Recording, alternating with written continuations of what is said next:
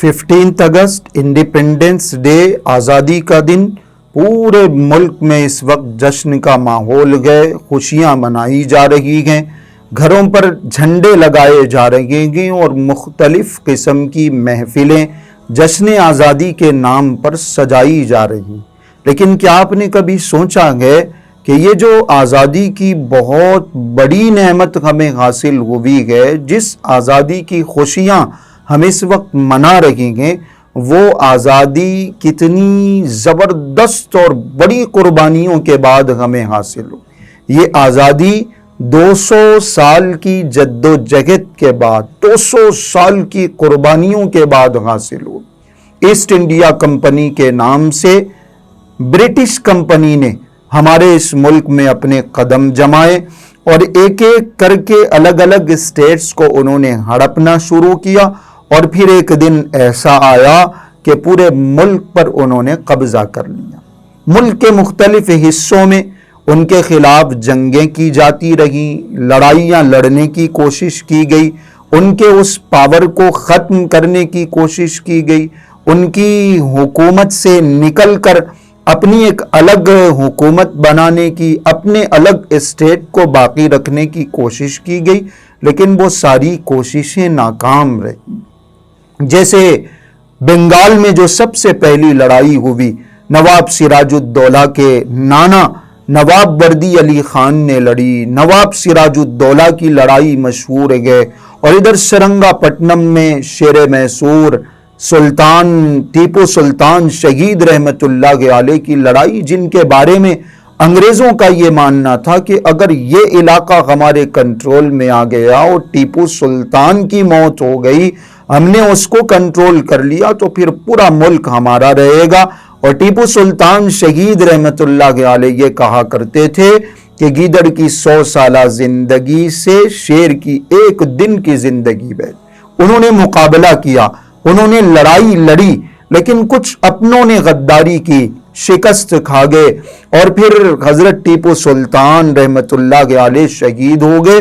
اس موقع پر جو British general تھا، جنرل ہاس، اس نے حضرت ٹیپو سلطان شہید مرحوم ان کی ناش کے پاس ٹھہر کے یہ کہا تھا کہ آج سے پورا ہندوستان ہمارا ہے۔ پورے ملک میں الگ الگ جگہوں پر ہندوؤں نے، مسلمانوں نے الگ الگ موقعوں پر ان کے خلاف بغاوت کی، ان سے لڑنے کی کوشش کی، ان کو کمزور کرنے کی کوشش کی، لیکن یہ ساری کوششیں ناکام رہیں۔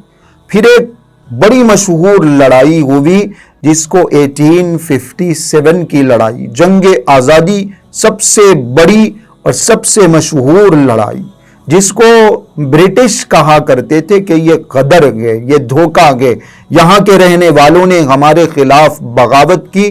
کیا ہندو، کیا مسلمان، ہر کمیونٹی کے، ہر طبقے کے، ہر قوم کے لوگوں نے جہاں جہاں ان کو موقع ملا انگریزوں کے خلاف بغاوت کر دی، ان کے خلاف جنگ کر دی، ان سے باضابطہ لڑنے کی کوشش کی، لیکن چونکہ یہ بھی کوئی اجتماعی کوشش نہیں تھی، ایک ساتھ مل کے نہیں لڑا جا سکتا تھا، الگ الگ جگہوں پہ یہ لڑائی ہوئی، تو اس لڑائی میں بھی اس ملک کے رہنے والے ہمارے ہندوستانی بھائی ہار گئے۔ اور یہ ایک بہت بڑی کوشش تھی، ایک بڑی جنگ تھی انگریزوں کے خلاف، اس لیے ان کو غصہ بھی آیا اور انہوں نے اس کے بعد پورے ملک میں قیامت برپا کر دی۔ ظلم و ستم کی ایسی داستانیں رقم کی گئیں، تاریخ میں وہ واقعات ذکر ہیں، تاریخ میں وہ قربانیاں ذکر ہیں کہ سن کے آنکھوں میں آنسو آتے ہیں کہ ہمارے بڑوں نے اور ہمارے بزرگان دین نے، ہمارے پرکھوں نے، ہمارے اس ملک میں رہنے والے لوگوں نے اس ملک کی آزادی کے لیے کیا کیا لوٹایا ہے۔ ایک انگلش ہسٹورین نے، انگریز مورخ ایڈورڈ کپن، اس نے لکھا ہے کہ میں ایک مرتبہ رپورٹنگ کر کے اپنے ٹینٹ کے پاس آیا، لاہور کی بادشاہی مسجد کا یہ واقعہ ہے، مجھے جلنے کی بو آئی، میں نے اس سمت کی طرف رخ کر لیا جہاں سے جلنے کی بو آ رہی تھی، میں نے دیکھا کہ وہاں بڑی بھڑکتی ہوئی آگ ہے اور 30 علماء کو، 30 مسلمانوں کو اور بڑے بڑے لوگوں کو لا کے اس آگ کے سامنے ٹھہرایا گیا. ان کو بولا گیا کہ تم ایک مرتبہ اپنی زبان سے یہ بول دو کہ ہم 1857 کی اس لڑائی میں شریک نہیں تھے, ہم نے انگریزوں کے خلاف کوئی جنگ نہیں کی, ہم نے کوئی بغاوت نہیں کی, ایک مرتبہ بول دو, ہم تمہیں آزاد کر دیں گے. اس انگریز مورخ نے ایڈورڈ گپن نے یہ بات لکھی ہے کہ وہ سارے کے سارے مسلمان, سارے کے سارے علماء اس جلتی ہوئی آگ میں جل گئے, لیکن کسی نے انگریزوں کے سامنے اپنا سر نہیں جھکایا. ایسے بہت سارے واقعات ہیں. اس کے بعد جو بڑے بڑے لوگ تھے ان کو گرفتار کیا گیا, ان کو قید کر کے کالے پانی کی سزا سنائی گئی. مولانا جعفر تھانیسری رحمت اللہ علیہ نے کالا پانی ایک کتاب لکھی. اس میں انہوں نے لکھا کہ جو بڑے بڑے لوگ تھے ان سے بھنگیوں کے جیسے کام کروائے جاتے تھے, صفائی کا کام کروایا جاتا تھا. ہمیں جن پنجروں میں قید کیا جاتا تھا, رکھا جاتا تھا, وہ بالکل نوکدار پنجرے تھے. کیلیں اس کے اندر کیلیں ٹھوک دی گئی تھی. نہ ہم ٹیک لگا سکتے تھے, نہ ہم بیٹھ سکتے تھے. ایسی بہت ساری قربانیاں. 30 سال تک ہمارے بڑوں نے قید کی وہ زندگی گزاری, کالے پانی میں قید رہے, انڈومان کے ان جزیروں میں قید رہے. مولانا محمود الحسن رحمت اللہ علیہ, شیخ الہند رحمت اللہ علیہ, ان کو کچھ بڑے بڑے مومنٹس, تحریک ریشمی رومال ایک بہت بڑی تحریک تھی, اس کے چلانے پہ ان کو اریسٹ کیا گیا. جب ان کا انتقال ہو گیا, غسل دینے والوں نے دیکھا کہ ان کے جسم پر کوئی بھی گوشت نہیں ہے, کمر پر بالکل ہڈی نظر آ رہی ہے.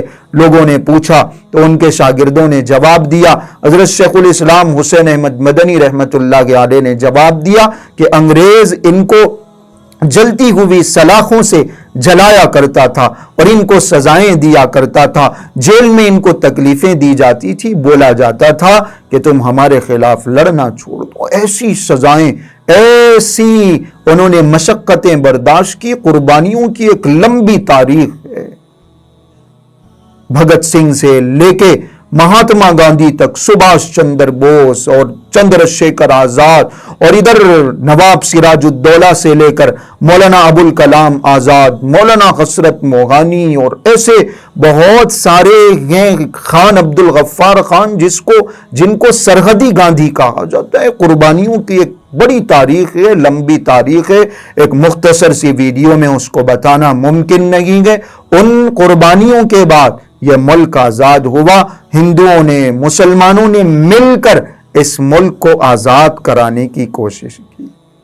ہمارا کام ہے, ہماری ذمہ داری ہے کہ ہم ان قربانیوں کو یاد رکھیں اور اس ملک کی حفاظت کے لیے, اس ملک میں امن و امان, پیار اور محبت باقی رکھنے کے لیے کوشش کرتے رہیں. اپنے بڑوں کی ان قربانیوں کو یاد رکھیں اور یہ عہد کریں کہ ہم اس ملک سے ظلم کو, فرقہ پرستی کو اور آپس کی نفرتوں کو ختم کریں گے. پیار محبت سے, امن و امان سے رہ کے اس ملک کو آگے لے جانے کی, ترقی دینے کی کوشش کریں.